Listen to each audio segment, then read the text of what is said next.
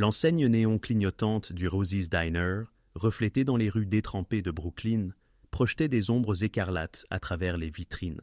Mia Rousseau, les mains agiles, astiquait le comptoir pour la énième fois, ses gestes machinalement répétés. À 24 ans, elle maîtrisait l'art de la survie, travaillait sans relâche, la tête baissée, pour éponger une nouvelle facture d'hôpital exorbitante. Sa mère, Elena, se mourait, emportée par un cancer de stade 4, qui se moquait des comptes bancaires vides et des prières restées sans réponse. Seule la morphine et une boîte en velours que sa mère serrait même dans son sommeil, contenant une bague qu'elle s'obstinait à ne pas vendre, quelle que fût leur détresse lui resterne. Une sonnette retentit. Mia ne leva pas immédiatement les yeux. Un simple contact visuel avec la mauvaise personne, dans ce quartier, pouvait s'avérer périlleux. Mais un silence soudain, palpable, la fit frissonner. Les quelques habitués s'étaient figés, la fourchette à mi-chemin de la bouche, les yeux rivés sur l'entrée. L'homme se tenait là, dans l'embrasure de la porte, comme s'il possédait non seulement le restaurant, mais tout Brooklyn. Vêtu d'un costume noir sur mesure, de chaussures italiennes en cuir, il dégageait la confiance tranquille d'un prédateur jamais touché par la peur. Son visage était fait d'angles vifs et d'une beauté froide, ses cheveux sombres rejetés en arrière sur des traits que l'on aurait pu croire taillés dans le marbre. Mais c'était son regard, d'un gris tempétueux et d'une ténacité absolue qui lui coupait le souffle. En quelques secondes, le restaurant se vida, ne laissant que Mia, Joey le cuisinier, tapis à l'arrière, et cet étranger menaçant qui avait choisi la banquette du coin le plus sombre. Mia saisit un menu aux doigts tremblants et balbutia. « Bienvenue chez Rosie's, que puis-je vous servir ?» Il ne jeta pas un œil au menu. Ses yeux gris se fixèrent sur les siens avec une précision de tireur d'élite. « Un double expresso », dit-il d'une voix rauque, comme du gravier et de la fumée, teintée d'un héritage sicilien. « Tout de suite », répondit-elle, et elle se précipita vers la machine à café, où Joey lui souffla d'une voix pressante. « C'est Don Valente, le fils de Don Valente. Il possède la moitié de Brooklyn. » Le mot « impitoyable » ne suffisait même pas à le décrire. Le nom des Valente, un empire bâti sur le sang et la loyauté, était connu de tous. Les mains tremblantes, Mia prépara l'expresso. Au moment de le servir, la main de l'homme sortit de sa manche, et le monde de Mia s'arrêta. À son annulaire droit brillait une bague qui lui coupa le souffle. De l'or massif gravé d'un phénix renaissant de ses cendres, les ailes déployées, avec un rubis en guise d'œil, et l'anneau façonné en langue de feu. Impossible. C'était la même, absolument identique. Elle avait vu cette bague toute sa vie dans la boîte en velours de sa mère. Même phénix, même œil de rubis, même anneau au motif de feu. Elena avait dit qu'elle était unique, un cadeau de son grand-père sur son lit de mort. « Garde-la précieusement », lui chuchotait Elena. « C'est une preuve de ce qui avait été volé. » Les mots s'échappèrent avant que Mia ne puisse les retenir. « Ma mère possède une bague exactement comme la vôtre. » Dante Valente se figea. Lentement, il posa sa tasse, son regard de glace se levant. La désinvolture avait disparu, remplacée par une concentration mortelle. « Répétez !» ordonna-t-il, sa voix dangereusement basse. L'instinct de survie de Mia lui criait de fuir, mais l'image d'Elena serrant cette bague identique la retint. La bague, le phénix avec l'œil de rubis. Ma mère en a une pareille, exactement la même. Quelque chose d'illisible traversa son visage. Il examina la bague comme s'il la voyait pour la première fois. « Impossible, dit-il. Cette bague est dans la famille Valente depuis 3 générations. Il n'y en a qu'une. Il n'y en a jamais eu qu'une. » « Mais si, insista Mia désespérément, je l'ai vue toute ma vie. Alors, votre mère est soit une menteuse, soit une voleuse. » Dante se pencha en avant, faisant chuter la température de la pièce. Parce que la seule façon pour elle de posséder cette bague, c'est si c'est celle qui a été volée à ma famille, il y a 30 ans. Et dans ma famille, nous traitons les voleurs de manière très spécifique. La menace planait, mortelle. Mia retrouva sa voix et sa dignité. Elle n'est pas une voleuse. Dante se leva, sortant des billets de $100, plus qu'elle ne gagnait en une semaine, pour le café. Son sourire était assez aiguisé pour couper. « Dites à votre mère que les Valente récupèrent toujours ce qui leur appartient. Toujours. » Il se dirigea vers la porte, mais la fureur de Mia éclata. « Elle n'est pas une voleuse. » Il s'arrêta sans se retourner. « Prouvez-le alors. 48 heures. » La porte se referma. Le tintement de la clochette résonna comme un glas. Mia resta figée, saisie par la réalisation glaçante que sa simple observation avait mis en mouvement quelque chose de catastrophique. Le trajet jusqu'à l'hôpital fut un flou. Elena semblait chaque jour plus frêle, sa peau diaphane sur des os d'oiseau. Pourtant, ses yeux gardaient leur vivacité lorsqu'ils s'ouvraient. « Maman, j'ai besoin de la vérité sur la bague. » Le corps d'Elena se raidit. Le moniteur s'affola. « Que s'est-il passé ?» ?»« Je l'ai vue, la même bague à la main de Dante Valente. » La couleur quitta le visage d'Elena. « Valente, Sainte Marie, ils nous ont trouvés. Maman, s'il te plaît. » La boîte de dépôt. Première nationale, coffre 237. La poigne d'Elena serra la main de Mia, malgré sa faiblesse. « Mais écoute, ton père n'était pas un voleur. La bague était son droit de naissance, volé avant ta naissance. Je ne comprends pas. Ton père n'était pas seulement Marco Russo. » Les larmes coulaient sur le visage d'Elena. Il était Marco Valentini, le neveu du vieux Don. Le monde de Mia s'effondra. Son doux père était né dans la mafia. Il est tombé amoureux de moi, une inconnue. Sa famille l'a défendu. Elena sourit à travers ses larmes. Mais Marco m'a choisi, a tout quitté, a changé de nom, a travaillé dans la construction, nous a bâti une petite vie. La bague avait été donnée à Marco pour ses 18 ans, symbole de la lignée Valente, preuve de son héritage. Quand il est parti, il l'a emportée. La famille B a considéré cela comme un vol. Giovanni Valente a juré que Marco mourrait. Les pièces du puzzle s'assemblèrent. Macabre.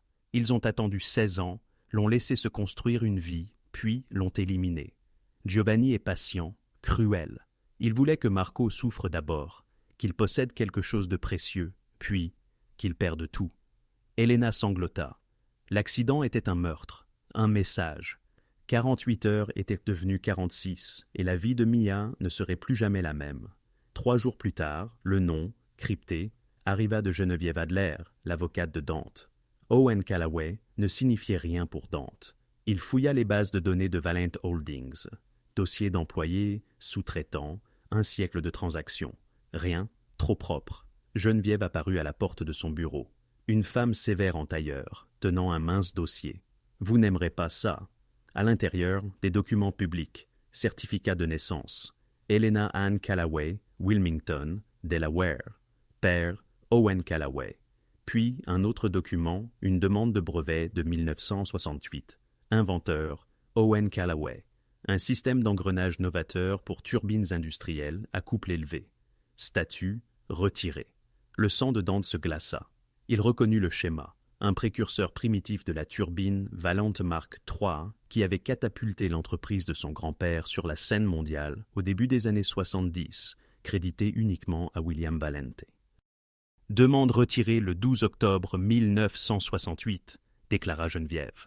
Le 14 octobre, Owen Callaway a déposé 50 000 $, a quitté son emploi une semaine plus tard, n'a plus jamais travaillé dans l'ingénierie, décédé d'une crise cardiaque 6 ans plus tard, à 42 ans.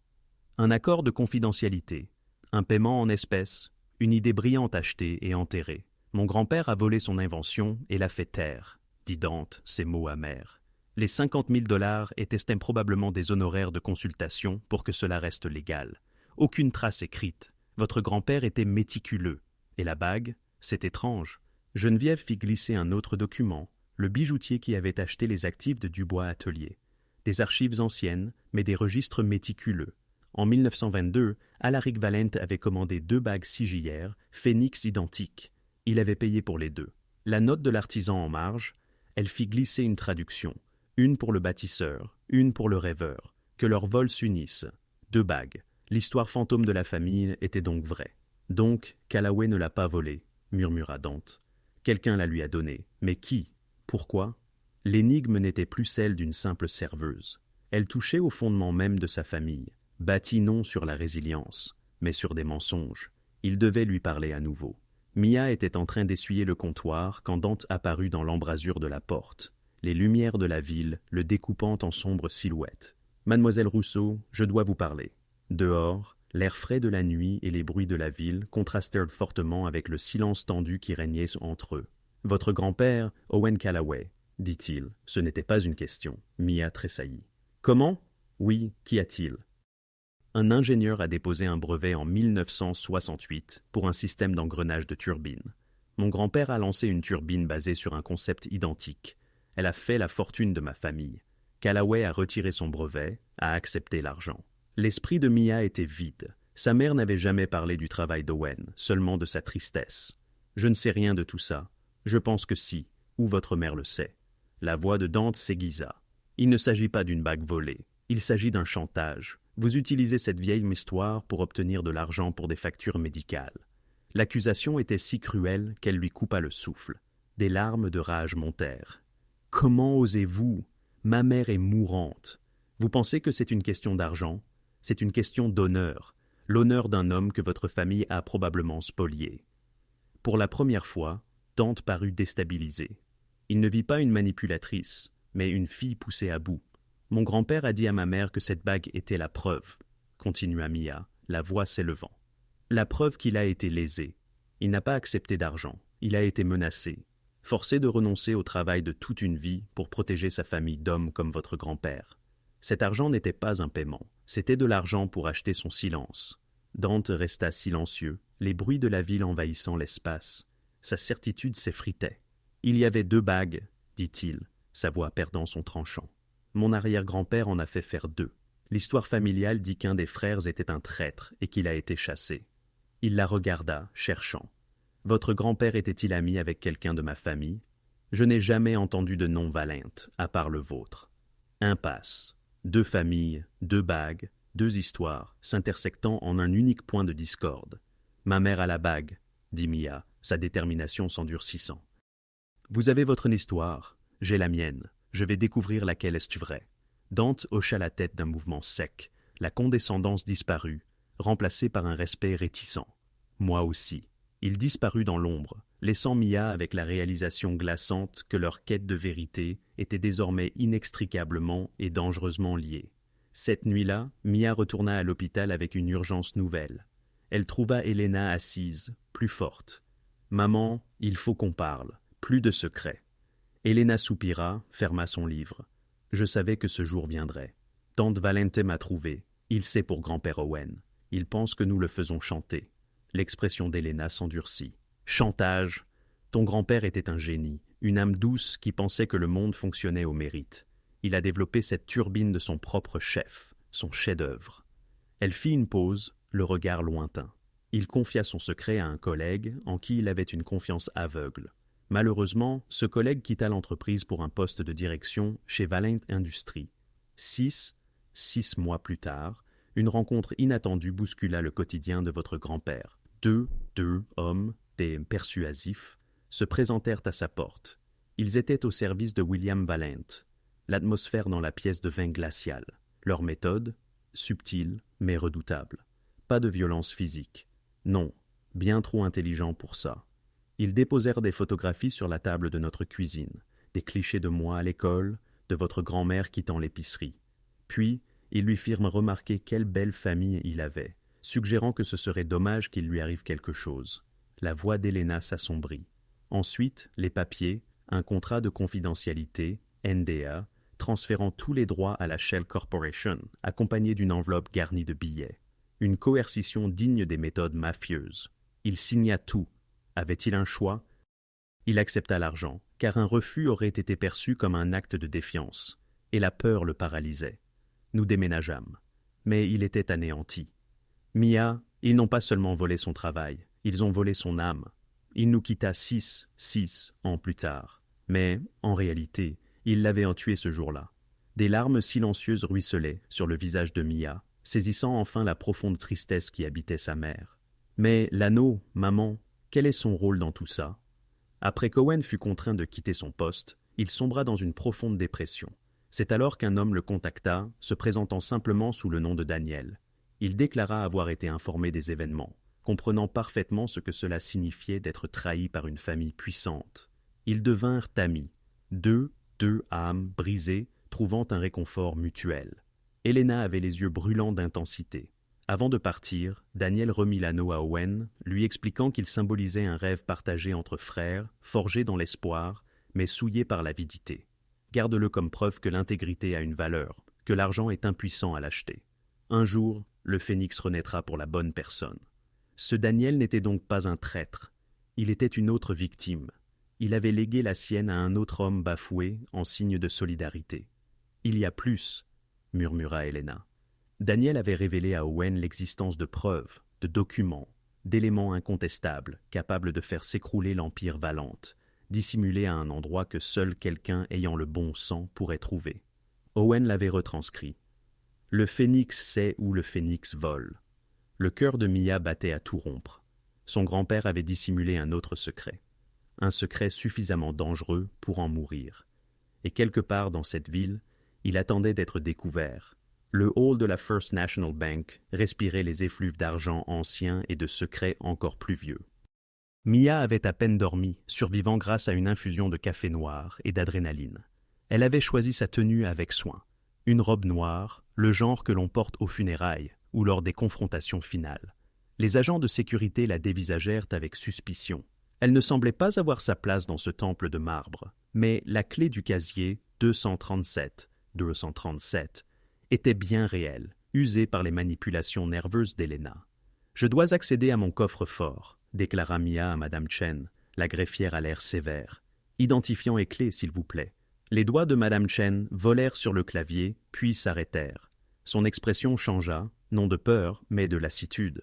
Un instant, et elle disparut dans le bureau arrière. À travers la paroi vitrée, Mia la vit passer un appel urgent. Quelque chose n'allait pas. Madame Chen revint avec un sourire forcé. « Par ici !» Le coffre-fort se trouvait en sous-sol, des marches descendant comme pour pénétrer dans un tombeau, des murs d'acier massif, un reniflement d'air recyclé. Madame Chen utilisa sa clé et le casier numéro 237 de Mia glissa avec un léger murmure métallique. « Je vous laisse seul, » dit Madame Chen, mais ses yeux disaient « J'ai passé un coup de fil, ils arrivent. » La porte se referma. Mia était seule avec le dernier secret de son père. À l'intérieur du casier, un étui en velours, bleu foncé, usé, ses mains tremblaient. Elle l'ouvrit. L'anneau du phénix brillait, identique à celui de Dante. Le même travail d'orfèvrerie, le même œil de rubis brûlant comme un feu capturé. Mais en le soulevant, elle remarqua de minuscules lettres gravées à l'intérieur de la bague, presque invisibles. Elle l'inclina vers la lumière. Une inscription italienne. Sanguama sangu fidèle. Le sang appelle le sang, toujours fidèle. Sous l'anneau, une enveloppe jaunie, scellée avec de la cire rouge portant l'empreinte du phénix. L'écriture de son père, Marco. Pour Mia, quand elle sera assez grande pour comprendre. À 24 ans, elle se sentait assez grande. Elle brisa le sceau avec des doigts tremblants. Une simple page, la familiarité de l'écriture de Marco, l'urgence de la confession d'un homme mourant. Ma douce Mia, si tu lis ceci, Helena t'a dit la vérité sur qui j'étais et qui tu es. L'anneau que tu tiens est la preuve de la lignée Valente. L'un des deux, forgé en 1922, par un maître joaillier pour Alaric Valente. Alaric en donna un à son fils Lorenzo, et un à son fils Giovanni, symbole d'unité et de pouvoir partagé. Mais le pouvoir corrompt, même entre frères. À la mort de Lorenzo, Giovanni s'empara de tout, l'entreprise, la loyauté, le respect. Il affirma que Lorenzo était faible. Il donna l'anneau de Lorenzo à son propre héritier, effaça Lorenzo de l'histoire familiale et tenta de m'effacer. Cet anneau est le jumeau de celui que porte l'héritier de Giovanni. Il prouve que la lignée Valente s'est scindée, qu'il y avait deux héritiers. Je l'ai pris en partant car c'était la preuve que j'existais, la preuve que mon père avait existé, la preuve que la prétention de Giovanni à un pouvoir absolu était un mensonge. Je connais Giovanni. Il attendra et il planifiera sa frappe pour causer un maximum de souffrance. Si je suis mort, il aura gagné. Mais toi, ma fille, tu portes les deux lignées. Tu es le pont que personne n'avait vu venir. Il y a plus encore. Un autre secret que Giovanni a tué pour protéger. J'ai trouvé des preuves qui pourraient s'y faire s'effondrer tout l'Empire Valente. Je les ai cachées là, où seule une personne de mon sang pourrait les trouver. Le phénix sait où le phénix vole. Fais attention à qui tu fais confiance. Les Valentes se dévorent entre eux. Ton père qui t'aimait plus que la vie. Marco. Mia relut trois fois, le cœur battant à tout rompre. Son père avait caché autre chose, quelque chose de dangereux. Des pas résonnèrent dans le couloir, multiples, lourds, déterminés. Mia fourra la lettre dans son sac à main, serrant l'anneau dans son poing. La porte s'ouvrit. Dante Valente se tenait là, flanqué de deux hommes, des colosses en costume coûteux. Derrière eux, Madame Chen flottait nerveusement. J'ai pensé vous épargner le voyage, dit Dante, d'une voix de soie sur de l'acier. Donne-moi l'anneau, Mia. C'est une banque, il y a des caméras, des témoins. Les caméras sont éteintes, les témoins sont payés. Dante s'avança dans la petite pièce. Les murs semblaient se resserrer. Tu n'as plus beaucoup de temps, donne-moi l'anneau. Les doigts de Mia se resserrèrent.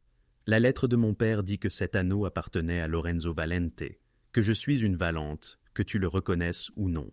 Quelque chose vacilla dans les yeux de Dante. Tu as lu sa confession? J'ai lu sa vérité. Lorenzo Valente a eu un fils. Marco était ton cousin, ce qui fait de moi. Rien, coupa Dante, l'incertitude perceptible dans sa voix. La famille, c'est plus que le sang, c'est la loyauté. Ton père a trahi ça. Giovanni a trahi Lorenzo. Il a effacé son propre neveu de l'histoire. Assez. La main de Dante jaillit et attrapa son poignet. Non pas violemment, mais avec une autorité absolue. Sa peau chaude contre la sienne. Ils se figèrent tous deux, au contact. Leurs yeux se rencontrèrent, gris, orageux et tumultueux, cherchant l'anneau maintenant. Non. La mâchoire de Dante se serra. Il pouvait le prendre. Ils le savaient tous les deux. Mais il ne bougea pas. Au lieu de cela, il se pencha plus près, sa voix devenant dangereusement intime. Tu n'as aucune idée de ce avec quoi tu joues. Cet anneau est une déclaration de guerre. Si la famille te voit avec, si elle sait qui tu es. Il s'arrêta. Une sorte d'inquiétude fissura son extérieur glacial. Tu penses que tu te bats pour la mémoire de ton père? Tu signes ton propre arrêt de mort. Alors pourquoi me prévenir au lieu de simplement le prendre? La question resta en suspens entre eux, chargée de quelque chose qu'aucun des deux ne pouvait nommer. La poigne de Dante sur son poignet se desserra, mais ne la relâcha pas. De près, elle pouvait voir une légère cicatrice le long de sa mâchoire, le poids des nuits blanches et les cernes sous ses yeux. Parce que, dit-il finalement, sa voix à peine un murmure, ton père avait raison sur une chose, le sang appelle le sang, et que tu le veuilles ou non, nous y sommes liés maintenant. Il relâcha son poignet, recula. Garde l'anneau pour l'instant, mais demain soir, tu viendras au domaine Valente. Apporte cet anneau et la lettre de ton père. Nous réglerons ça à l'ancienne, avec la vérité, avec des preuves, avec le conseil de famille comme témoin. Et si je refuse? Le sourire de Dante était froid, mais pas cruel. Alors je cesserai d'être généreux, et tu cesseras de respirer. Il se tourna pour partir, s'interrompit. Une dernière chose. Ton père a mentionné avoir caché des preuves qui pourraient nous détruire. Si tu les trouves, si tu penses même à les utiliser, sache que tu ne déclareras pas seulement la guerre à moi. Tu déclareras la guerre à toutes les familles de New York. Réfléchis bien si ta mère peut survivre à ce genre d'attention. Il partit. Ses hommes le suivirent comme des ombres. La porte du coffre-fort se referma avec un bruit sourd et creux. Mia resta seule. L'anneau brûlait dans sa paume. La lettre de son père, lourde dans son sac. La convocation dans la gueule du lion résonnait dans ses oreilles. Demain soir, domaine Valente. Vérité et conséquence. Le phénix sait où le phénix vole. Quelque part dans cette ville, son père avait caché des preuves qui pourraient s'y faire tomber un empire, et Dante Valente venait de lui révéler à quel point il craignait cela. Mia ne retourna pas au restaurant. Elle ne pouvait pas affronter la normalité alors que son monde entier avait été réécrit de la main de son père. Au lieu de cela, elle arpenta les rues de Brooklyn tandis que le soleil de l'après-midi obliquait à travers les bâtiments, transformant tout en or et en danger. Le phénix sait où le phénix vole. Où un phénix volerait-il? Où son père, prudent, paranoïaque, traqué, cacherait-il quelque chose d'aussi explosif? Son téléphone sonna. Numéro inconnu. « Arrête de me suivre », dit Mia sans préambule. Le rire sombre de Dante crépita dans le haut-parleur. « Je ne te suis pas, je te protège. » De quoi? Des 40 hommes qui veulent ta mort. Les paroles se répandent, Mia. Les anciens savent que la lignée de Lorenzo Valente n'est pas morte. Ils savent qu'il y a une femme avec un anneau qui défie l'héritage de Giovanni et ils ne sont pas aussi patients que moi. Mia jeta un coup d'œil par-dessus son épaule. Un SUV noir 3 voitures plus loin. Mais maintenant elle remarqua d'autres véhicules. Une berline aux vitres teintées, une moto au coin de la rue. Trop de coïncidences. Tu te sers de moi comme appât. Je te maintiens en vie assez longtemps pour obtenir des réponses. Il marqua une pause. Où vas-tu? Je ne sais pas encore. Menteuse. Tu résous l'énigme de ton père. Il le dit comme s'il avait, lui aussi, réfléchi au problème. Marco était un ouvrier du bâtiment après avoir quitté la famille. Il a travaillé pour les frères Castiano pendant 15 ans. Ils ont bâti la moitié de Brooklyn, y compris l'ancien siège social des Valente. Mia acquiesça. Les pièces du puzzle s'assemblaient. Avant que ta famille ne déménage au domaine, vous opératiez depuis un bâtiment à Red Hook. Papa a aidé à le construire. Le bâtiment est abandonné depuis des années, condamné. La voix de Dante devint aiguë et pleine d'avertissement. Non, Mia, n'y va pas seul, ce n'est pas sûr. Pourquoi? Qu'y a-t-il là-bas? Des fantômes, des souvenirs, du sang imprégné dans le béton. C'est là que Giovanni exécutait les traîtres, faisait des exemples. Ton père a vu des hommes mourir dans ce bâtiment. Est-ce vraiment là que tu souhaites fouiller? Mais Mia avait déjà hélé un taxi, l'adresse gravée dans son esprit. Je te retrouve demain soir à ton domaine avec des réponses. Elle raccrocha avant qu'il n'ait pu protester. L'immeuble s'élevait du trottoir fissuré, tel une dent carriée, le béton gris balafré de graffitis et usé par le temps. Des fenêtres béantes regardaient comme des orbites vides. L'entrée principale, cadenassée, portait des avertissements de risque d'effondrement structurel. Mia débusqua l'entrée de service dans une ruelle adjacente. Un cadenas rouillé céda sous un coup de pierre. La porte s'ouvrit en gémissant, l'obscurité l'engloutissant tout entière. À l'intérieur, l'air, lourd de décrépitude et de violence passée, étouffait. Le faisceau tremblant de sa lampe de téléphone mobile perçait l'obscurité, illuminant des graffitis et des crottes de rats. Elle monta des escaliers menaçants, grinçant à chaque pas. Au 4e étage, une porte différente des autres arborait le symbole fané du phénix que la plupart auraient vite pris pour un simple graffiti. Mais Mia en reconnaissait le style. Son père avait l'habitude de gribouiller des phénix. La porte était verrouillée, mais le cadre était pourri. Un coup de pied suffit à la faire voler en éclats. La pièce au-delà lui coupa le souffle. C'était un bureau figé dans le temps. Bureau, classeur, chaises, tout était recouvert de poussière. Mais sur le mur derrière le bureau, une fresque immense représentait un phénix, ses ailes déployées sur toute la paroi, s'élevant de flammes qui semblaient danser. Au cœur du phénix, là où battrait normalement le cœur, se trouvait un coffre-fort, encastré dans le mur. Mia s'approcha, les mains tremblantes. Un vieux cadenas mécanique. Elle essaya sa date de naissance. Rien. L'anniversaire de ses parents? Rien.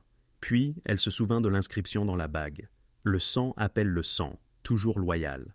Et de la date du décès de Lorenzo Valente, son grand-père qu'elle n'avait jamais connu.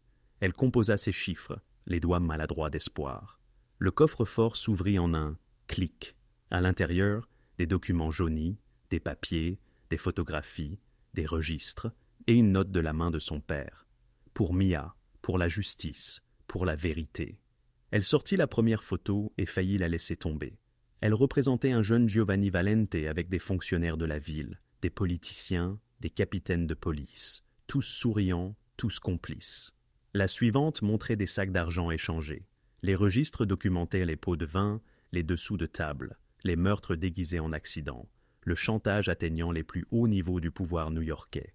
Ce n'était pas seulement une affaire mafieuse, c'était la preuve d'un réseau de corruption qui possédait la ville. Le dernier document était un certificat de décès pour Lorenzo Valente. Cause, crise cardiaque. Mais attaché à celui-ci, un rapport d'autopsie d'un médecin dont le nom figurait dans le registre des paiements mensuels. Cause amendée dans des notes manuscrites. Empoisonnement à l'arsenic administré sur plusieurs mois. Giovanni Valente n'avait pas seulement pris l'empire de son frère, il l'avait assassiné pour cela. Des pas résonnèrent dans la cage d'escalier. Plusieurs personnes, lourdes de pas professionnels. Le cœur de Mia s'arrêta. Elle fourra les documents dans un sac. Les pas se rapprochèrent. Des voix maintenant, basses et déterminées. On l'a vu entrer. Les ordres sont clairs. Rien ne doit rester. Ce n'étaient pas les hommes de Dante. Elle le savait avec une certitude profonde. C'était l'ancienne garde. Elle regarda frénétiquement autour d'elle. Une fenêtre peinte et bloquée. Une porte menant au couloir où la mort montait vers elle. La fresque du phénix semblait la regarder avec des yeux connaisseurs. Elle courut à la fenêtre, utilisa une chaise pour briser la vitre. La chute était de 3 étages jusqu'à l'allée en dessous. Survivable si elle était chanceuse, fatale sinon. Les pas atteignirent la porte. Elle resta dedans. Mia grimpa sur le rebord, l'air nocturne glacial sur son visage, les documents serrés dans une main, la bague de son père dans l'autre. La porte s'ouvrit en un fracas. 3 hommes, armes au poing, les yeux froids comme l'exécution. Mia sauta. La chute dura une éternité et aucun temps. Elle heurta une benne à ordures. L'impact lui coupa le souffle, une douleur explosive déchirant ses côtes. Mais elle était vivante, haletante, pleurant, vivante. Des cris d'en haut. Ils arrivaient. Elle se roula hors de la benne, s'effondrant presque de douleur, et courut, boita, se traîna à travers les ruelles, à travers les rues, chaque inspiration une lame. Une voiture freina brusquement à ses côtés. La portière s'ouvrit. « Monte !» La voix de Dante, tranchante d'autorité et de peur. Mia se jeta dans la voiture. Elle roulait avant même que la porte ne se referme. Par la vitre arrière, elle vit les hommes émerger, levant leurs armes. Dante vira brusquement. Les balles étincelèrent sur le trottoir où ils venaient d'être. « Es-tu folle » cria-t-il, les jointures blanches sur le volant. « Je t'ai dit de ne pas y aller seul. Tu m'as suivi. Bien sûr que je t'ai suivi. Tu as un désir de mort. » Mais ses yeux, quand ils se posèrent sur elle, étaient sombres d'inquiétude. « Es-tu blessé ? Mes côtes sont peut-être cassées. » Il jura en italien. « Hôpital. »« Non, ils vont me trouver. » Elle serra le sac. « Je l'ai, la preuve, tout. Papa est mort pour la protéger. » La mâchoire de Dante se serra. « Qu'as-tu trouvé ? » La vérité sur la façon dont ton oncle a bâti son empire sur le meurtre, la corruption et le cadavre de son frère. La voiture tomba dans le silence, à l'exception du rugissement du moteur et de la respiration laborieuse de Mia. Dante les conduisit hors de Brooklyn, à travers le pont, dans l'obscurité au-delà des lumières de la ville. Où allons-nous ? Quelque part en sécurité, quelque part où même la famille ne peut pas nous atteindre. Il la regarda, son expression complexe, colère, admiration, quelque chose de plus profond. La réunion de demain soir est devenue beaucoup plus dangereuse pour nous deux. « Pourquoi m'aides-tu » La question resta suspendue entre eux. Les mains de Dante se crispèrent sur le volant. « Parce que tu as raison à propos de mon oncle, à propos de l'empire bâti sur des mensonges. » Il se tourna pour la regarder complètement, la vulnérabilité dans ses yeux lui coupant le souffle. « Et parce que tu es la première personne de ma vie à m'avoir dit la vérité, même quand cela pouvait te coûter la vie. » Dante conduisit jusqu'à une cabane nichée dans les bois, en amont de l'État, si loin de la ville que les étoiles brillaient réellement. Rustique mais confortable, elle murmurait des secrets et de la solitude. « C'est là que je viens quand j'ai besoin de réfléchir, » dit Dante, l'aidant à sortir de la voiture, la main sur son coude, douce, attentive à ses blessures. Personne n'est au courant, pas même mes hommes les plus proches. À l'intérieur, il la guida vers un canapé en cuir, puis disparut. Mia s'assit, serrant le sac, chaque respiration envoyant du feu à travers ses côtes, l'adrénaline cédant à l'épuisement. Les documents semblaient peser 1000 livres. Dante revint avec une trousse de premiers secours et du whisky. « Je ne suis pas médecin, mais j'ai soigné suffisamment de côtes cassées pour connaître les bases. » Il s'agenouilla devant elle, son autorité froide habituelle, remplacée par une préoccupation intense. « Ça va faire mal. Tout me fait mal, » murmura Mia. Ses doigts étaient étonnamment doux, tandis qu'il l'aidait à retirer sa veste. Il souleva délicatement sa chemise, juste assez pour examiner les dégâts. Les ecchymoses étaient spectaculaires, du violet et du noir s'étalant sur sa cage thoracique. Rien de cassé, je pense. Sévèrement contusionné. Il lui banda les côtes avec une efficacité routinière, ses mains chaudes contre sa peau. « Tu as de la chance. 3 étages sur une benne. Tu devrais être morte. » Papa a toujours dit que j'étais assez têtu pour survivre à tout. Les mains de Dante s'arrêtèrent. Il leva les yeux, son visage à quelques centimètres du sien, et pour la première fois, elle vit au-delà du chef de la mafia, l'homme derrière le masque. Marco était mon cousin. Je me souviens à peine de lui. J'étais jeune quand il est parti. Mais je me souviens qu'il était gentil. Giovanni disait qu'il était faible. Mais maintenant, je me demande si la gentillesse n'était pas son vrai crime. « Savais-tu » demanda Mia. « Savais-tu que Lorenzo avait été empoisonné » Non, le mot était lourd de ce qui ressemblait à de la peine. Je connaissais l'histoire officielle. Crise cardiaque, cause naturelle. Giovanni a toujours parlé de Lorenzo avec mépris, comme s'il était mort de faiblesse. Il finit de bander ses côtes, puis se redressa. « Montre-moi ce que tu as trouvé. » Mia sortit les documents du sac avec des mains tremblantes, les étala sur la table basse. Photographie, registre, certificat de décès du médecin.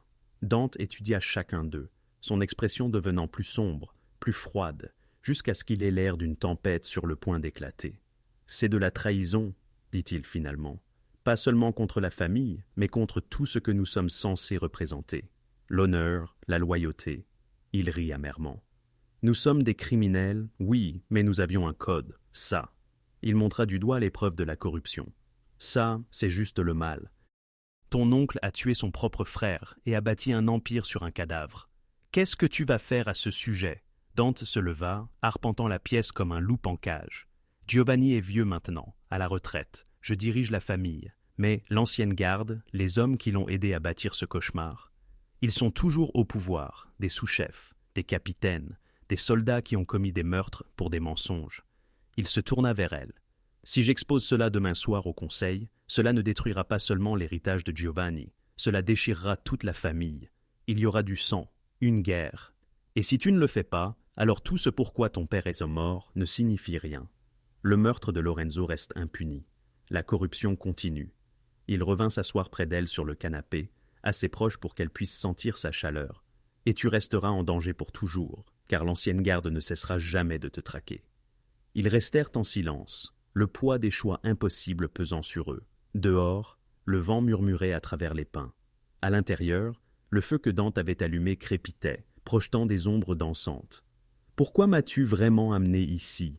demanda Mia doucement. « Tu aurais pu me emmener dans une planque avec des gardes, mais tu m'as amené dans ton lieu privé. Pourquoi ?» Dante resta silencieux un long moment. Quand il parla, sa voix était rauque. Parce que chaque homme de mon organisation aurait fait un rapport à quelqu'un, aurait informé le conseil, aurait choisi un camp. Il se tourna pour la regarder, l'intensité de ses yeux gris lui coupant le souffle. Mais j'avais besoin de temps pour réfléchir sans pression, sans politique. J'avais besoin de comprendre ce que je crois, pas ce que je devrais croire. Et que crois-tu ? Que tu es la femme la plus courageuse ou la plus folle que j'ai jamais rencontrée. Que ton père a été assassiné pour être honorable dans un monde qui punit l'honneur. Que toute ma vie a été construite sur les mensonges de mon oncle.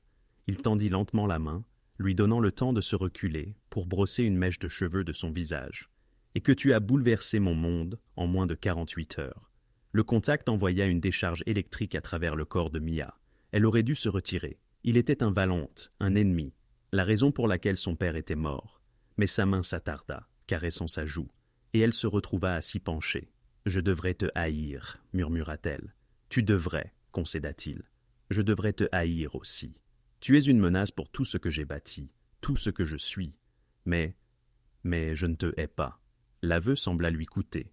À partir du moment où tu t'es tenu dans ce restaurant et que tu as défendu l'honneur de ton père, alors que tu aurais dû être terrifié, je n'ai pas pu arrêter de penser à toi, ton courage, ton feu, la façon dont tu me regardes comme si je n'étais qu'un homme, pas un monstre à craindre.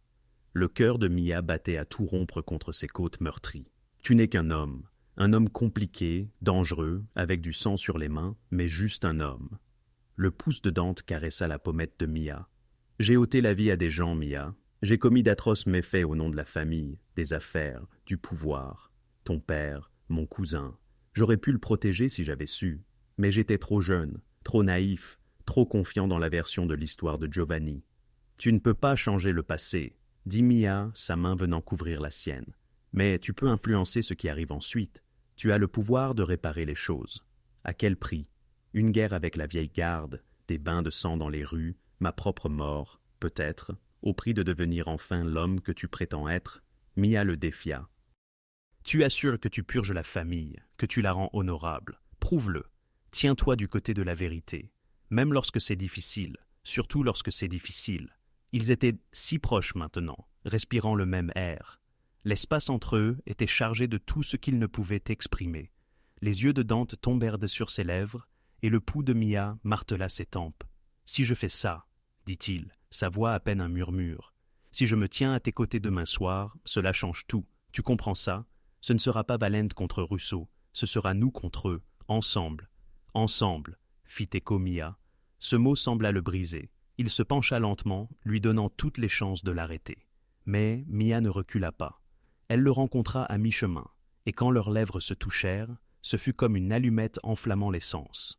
Ce baiser était tout ce qu'il ne devrait pas être, désespéré, dangereux, parfait. La main de Dante glissa dans ses cheveux, douce malgré la passion, attentif à ses blessures. Le poing de Mia se crispa dans sa chemise, le tirant plus près, goûtant le whisky et le danger, et quelque chose qui ressemblait incroyablement à l'espoir. Quand ils se séparèrent enfin, tous deux haletants, Dante posa son front contre le sien. « C'est insensé, » murmura-t-il. « Complètement, » acquiesça Mia. « Demain soir pourrait finir avec nous deux morts. Je sais, et je vais quand même le faire. Je vais me tenir à tes côtés, présenter ses preuves, et laisser la famille brûler s'il le faut. » Il encadra son visage de ses deux mains. Parce que tu as raison, parce que mon cousin mérite justice, parce que Lorenzo mérite la vérité, et parce que je suis fatigué d'être le monstre que tout le monde attend que je sois. » Ils passèrent la nuit à discuter, à planifier, à se préparer pour la bataille à venir. Dante lui décrivit la structure familiale, identifiant ceux qui les soutiendraient et ceux qui s'opposeraient. Mia étudia les documents, mémorisant les détails et consolidant leurs dossiers. À l'aube, teintant la cabane de nuances dorées, ils se tenaient côte à côte à la fenêtre, observant le lever du soleil. « Quoi qu'il arrive ce soir, » dit Dante, prenant sa main, « sache que tu m'as changé. En seulement deux jours, tu m'as fait tout remettre en question et me battre pour quelque chose de réel. » Elle serra sa main, sentant le métal froid de la bague phénix contre sa peau. « Nous allons gagner. Nous avons la vérité, et la vérité est une arme contre laquelle ils ne peuvent rien. J'espère que tu as raison. » Il se tourna vers elle, grave. « Mais si les choses tournent mal, si nous semblons perdre, tu cours, tu prends ces documents et tu disparais. Promets-moi, je ne te quitte pas. Promets-moi, Mia. L'un de nous doit survivre pour raconter cette histoire. » Elle voulut argumenter, mais vit la peur sous sa force. Pas la peur pour lui-même, mais la peur pour elle. « Je te le promets, » murmura-t-elle. Dante hocha la tête, puis la serra dans ses bras, attentif à ses côtes, la retint tandis que le soleil montait. Ce soir, ils marcheraient dans la tanière du lion. Ce soir, ils affronteraient les monstres qui avaient tué leur père. Ce soir, le phénix s'élèverait des cendres ou brûlerait entièrement. Le domaine Valente s'étendait sur 20 acres de front de mer à Long Island, une forteresse déguisée en élégance. De hauts murs, des gardes armés à chaque entrée, des caméras ne manquant rien. Mia s'était vêtue avec soin, une robe noire, la bague de son père autour du cou, cachée sous le tissu, dans son sac, suffisamment de preuves pour anéantir un empire. Dante était parti avant l'aube pour préparer le terrain, positionner ses alliés et organiser le champ de bataille. Il l'avait embrassée avant de partir, un baiser féroce et désespéré, tel un soldat partant à la guerre. Maintenant, alors que sa voiture revenait la chercher, Mia ressentait tout le poids de ce qu'il s'apprêtait à faire. À l'intérieur de ce domaine se trouvaient des hommes qui avaient digne tué pour moins que ce dont elle allait les accuser. Le chauffeur croisa son regard dans le rétroviseur. « Le patron dit de vous dire, le phénix se lève à minuit. » Minuit. La réunion du conseil débutait à 20 heures. 4 heures pour présenter leur dossier, observer la famille se déchirer, survivre ou mourir en essayant. La demeure principale du domaine était un monument à l'argent sale, des sols en marbre rutilant, des lustres en cristal étincelant, des œuvres d'art valant des millions sur des murs témoins de meurtres. Le personnel se déplaçait comme des fantômes, les yeux baissés. Dante la rencontra dans le hall d'entrée, resplendissant dans un costume noir qui lui donnait l'allure d'un prince des ténèbres. Mais ses yeux, lorsqu'ils croisèrent les siens, brillaient d'une chaleur certaine. « Tu es venu ?» dit-il simplement. « As-tu douté que je le ferais ? J'espérais que non. J'espérais que tu choisirais la sécurité. » Il lui offrit son bras. « Mais je suis content que tu ne l'aies pas fait. » Il la conduisit à travers des couloirs tapissés de portraits des patriarches Valente, des hommes durs, aux regards encore plus sévères. Près de la fin se trouvait Giovanni Valente dans sa fleur de l'âge. Mia s'arrêta, fixant le visage de l'homme qui avait ordonné la mort de son père. « Il est là, » dit Dante tranquillement. « Giovanni.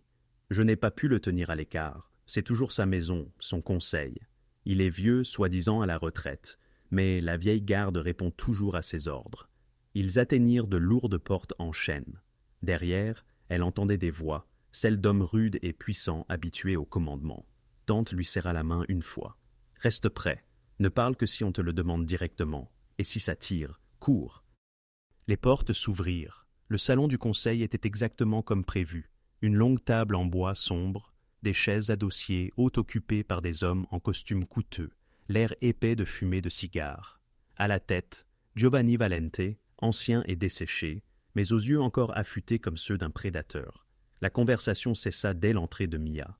20 père Dieu la suivirent, avec curiosité, suspicion, hostilité. « Messieurs, » dit Dante, sa voix maîtrisant la pièce, « je vous remercie de vous être réunis. J'ai amené quelqu'un avec des informations pertinentes pour l'histoire et l'avenir de notre famille. »« Tu as amené une femme au conseil ?» intervint un homme costaud. « C'est un espace sacré, Dante, pas d'étrangers. »« Elle n'est pas une étrangère. » Dante tira une chaise pour Mia à sa droite, une position d'honneur et de protection. Voici Mia Russo, fille de Marco Russo, que certains d'entre vous connaissaient sous le nom de Marco Valentini, le fils de Lorenzo Valente, mon cousin. » La pièce explosa de cris, de jurons, de dénégations. Des mains se dirigèrent vers des armes, mais Dante leva la main et son autorité les fit taire. Elle a la preuve de sa lignée et, plus important encore, la preuve de crimes qui ont empoisonné cette famille pendant 30 ans. Giovanni parla, sa voix comme des os qui grincent. C'est un tour, Dante. Marco Valentini est mort sans enfant. Tout le monde le sait. Tout le monde connaît le mensonge que vous avez raconté. Dit Mia, retrouvant sa voix. Elle se leva, sortant la chaîne de sous sa robe. L'anneau du phénix se balança librement et la pièce haleta collectivement. « L'anneau jumeau !» murmura quelqu'un. « Il existe. »« Impossible !» grommela Giovanni. « Cet anneau a été détruit à la mort de Lorenzo. »« Non !» l'interrompit Mia, rencontrant les yeux du vieil homme. « Cet anneau a été donné au fils de Lorenzo, mon père, comme preuve de son droit de naissance. Le droit de naissance que vous avez volé en empoisonnant votre propre frère. » Silence absolu. Puis Giovanni rit, un rire cruel et moqueur. Empoisonné. Lorenzo est mort d'une crise cardiaque. Il est mort empoisonné à l'arsenic, administré sur 6 mois. Mia sortit des documents de son sac. Ses mains se confirment. J'ai le véritable rapport d'autopsie. J'ai les registres montrant les paiements au médecin qui a falsifié le certificat de décès. J'ai des photographies de vous avec des fonctionnaires de la ville, acceptant des pots de vin, ordonnant des meurtres. « Mensonge !» hurla Giovanni en se levant. « Cette fille est une arnaqueuse, Dante. Ne le vois-tu pas ? À quelle fin, mon oncle ?» La voix de Dante était glaciale. « Pour se faire tuer, pour déchirer la famille pour le plaisir. » Il prit les documents des mains de Mia et commença à les distribuer. « Regardez-les, ce sont vos écrits, Giovanni, vos signatures, vos crimes. » Les membres du conseil étudièrent les preuves avec une horreur croissante. Certains découvrissent la vérité pour la première fois. D'autres voyaient des preuves de crimes auxquels ils avaient participé, désormais exposées. « Tu as tué Lorenzo !» continua Dante, la voix tendue par une rage contenue. « Tu as effacé son fils de l'histoire familiale. Tu as commandité le meurtre de Marco il y a 16 ans parce qu'il aurait pu dire la vérité. Et tu as bâti notre empire sur une corruption qui nous rend pas meilleurs que les criminels que nous prétendons mépriser. J'ai bâti cet empire à partir de rien. » Giovanni frappa du poing. « Lorenzo était mou, faible. J'ai fait ce qui était nécessaire. »« Tu as commis un fratricide !» cria un vieux capitaine. « Il n'y a aucun honneur là-dedans. Giovanni, tu nous as tous damnés. »« La loi est claire !» ajouta une autre voix. « Le sang appelle le sang. Si cette fille est vraiment la petite-fille de Lorenzo, elle a des droits. Elle n'a rien. » Giovanni sortit un pistolet. Ses réflexes anciens étaient toujours mortels. Il visa le cœur de Mia. Le temps ralentit. Mia vit Dante bouger, plaçant son corps entre elle et l'arme. Vit d'autres membres du conseil sortir leurs armes, choisissant leur camp. La pièce était sur le point de devenir un massacre. « Arrêtez !» Une voix féminine, perçante d'autorité. Une femme entra, âgée mais royale, vêtue de noir avec des perles. Toute la pièce se figea. « Mama !» souffla Dante. Victoria Valente, la sœur de Giovanni, la grand-mère de Dante, la matriarche qui ne quittait soi-disant jamais ses chambres. Elle s'approcha de la table d'un pas mesuré, son regard balayant la pièce comme une reine. Quand ses yeux se posèrent sur Mia, ils s'écarquillèrent de reconnaissance et de chagrin. « Tu as les yeux de Lorenzo », dit Victoria doucement, et son menton obstiné. Elle se tourna vers Giovanni. « Pose cette arme avant que je ne demande à mon petit-fils de te la faire poser. »« Victoria, cela ne te regarde. »« Cela me regarde grandement. » Sa voix portait le poids de décennies. « Je suis restée silencieuse quand Lorenzo est mort, croyant vos mensonges. Je suis restée silencieuse quand vous avez exilé son fils, croyant que c'était une affaire de famille. Mais je ne resterai pas silencieuse pendant que vous pointez une arme sur ma petite nièce. » Victoria sortit une photographie de sa poche, la déposa sur la table. Elle montrait deux jeunes hommes presque identiques, bras autour de l'autre, riant.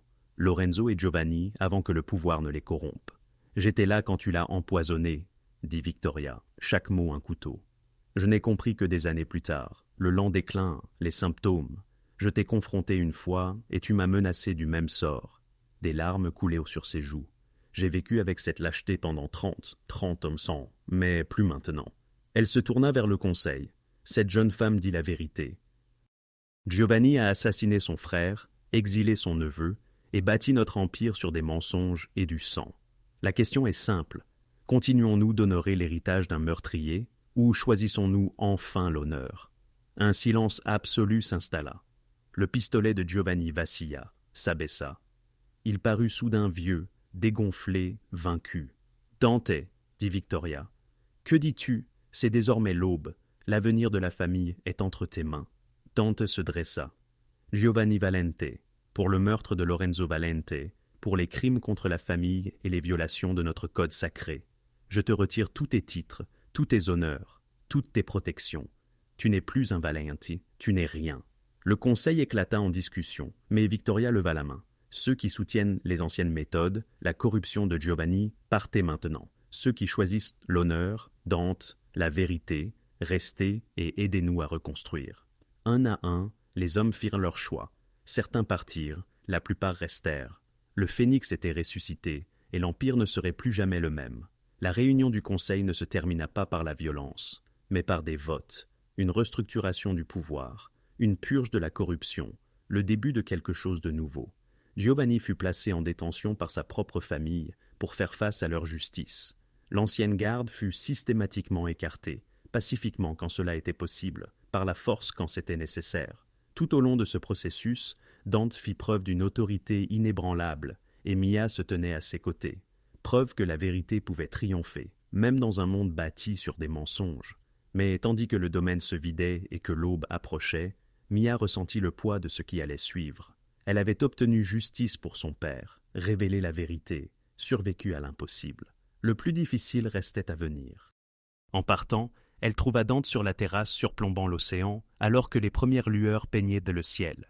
Il se tenait les mains dans les poches, les épaules tendues, rayonnant une émotion à peine contenue. « C'est fait !» dit Mia doucement en le rejoignant à la balustrade. Presque ne la regarda-t-il pas, la mâchoire serrée. « Tu pars ?» Ce n'était pas une question. C'était l'accord. Je retrouve ma vie, tu retrouves ta famille. Nous obtenons tous les deux la justice. La justice! Il rit, amer et brisé. Est-ce là ce que signifie ce sentiment de vide, parce que ça ressemble plus à une perte? Dante ne. Il finit par se tourner vers elle, l'angoisse dans les yeux, lui coupant le souffle. Ne rends pas ça plus facile. Ne sois pas compréhensive ni gentille. Laisse-moi être en colère que tu t'en ailles après avoir bouleversé tout mon monde. Tu savais que cela devait se terminer ainsi. Je ne fais pas partie de ton monde, n'est-ce pas? Il s'approcha, l'intensité d'une force physique. Tu t'es tenu devant les hommes les plus dangereux de New York sans broncher. Tu as présenté des preuves qui auraient pu te coûter la vie, avec des mains fermes. Tu as changé le cours d'un empire criminel en 2 jours. Comment cela ne ferait-il pas partie de ce monde? Parce que je ne veux pas que ça le soit. La voix de Mia se brisa. Je ne veux pas passer ma vie à regarder par-dessus mon épaule, à me demander si aujourd'hui est le jour où quelqu'un décide que je suis une menace. Je ne veux pas te voir faire des choix impossibles, ordonner des choses terribles, porter le poids de tout ce sang. Je veux. Elle s'arrêta, les larmes menaçant. Quoi? Dis-moi ce que tu veux, Mia. Je veux une vie normale. Je veux finir mes études universitaires, trouver un emploi qui n'implique ni balles, ni trahison. Et peut-être tomber amoureuse de quelqu'un de simple. Les mots s'éteignirent, alors que l'expression de Dante se brisait. « Ah, quelqu'un de simple » répéta-t-il doucement. « Quelqu'un qui n'est pas un criminel, quelqu'un qui n'a pas de sang sur les mains et la mort dans son ombre. » Il lui toucha le visage avec une infinie tendresse. « Quelqu'un qui n'est pas moi. » Ce n'est pas si simple. C'est exactement si simple. Son pouce effaça des larmes qu'elle ne savait pas avoir versées. « Je t'offre tout, ma protection, mes ressources, mon cœur, mais je ne peux pas t'offrir une vie normale. Je ne peux pas t'offrir la sécurité. Et tu mérites les deux. Dante, je. » La voix de Mia se brisa complètement, car il avait raison. Car elle voulait le normal, mais elle le voulait lui aussi. Et ces deux choses existaient en opposition. « Va-t'en, murmura-t-il, avant que je ne fasse quelque chose d'égoïste comme te supplier de rester. Je ne peux pas simplement te laisser. Tu peux, tu le feras. » Il tira quelque chose de sa poche, une clé. « Il y a un appartement à Manhattan, un penthouse entièrement payé à ton nom, un compte mis en place pour les soins médicaux de ta mère, pour ton éducation, tout ce dont tu as besoin pour construire cette vie normale. » Mia fixa la clé, son cœur se brisant. « C'est un adieu. C'est moi qui te laisse partir parce que je t'aime trop pour t'emprisonner dans mon monde. » L'aveu planait entre eux, brut et dévastateur. « Je t'ai aimé depuis que tu t'es tenu dans ce restaurant et défendu l'honneur de ton père. Je t'ai aimé à travers chaque chose dangereuse, folle, courageuse que tu as faite. Et parce que je t'aime, je te donne le choix que je n'ai jamais eu, le choix de t'en aller. » Les larmes coulaient librement maintenant. « Et si je ne veux pas partir, alors je passerai chaque jour terrifié que mon monde te détruise, que mes ennemis t'utilisent contre moi, que tu te réveilles un matin et réalises que tu es devenu quelque chose que tu n'as jamais voulu être. » Il l'embrassa sur le front, s'attardant, mémorisant chaque sensation. « Je ne te ferai pas ça, à toi. Je ne supporterai pas de voir la lumière mourir dans tes yeux à cause de moi.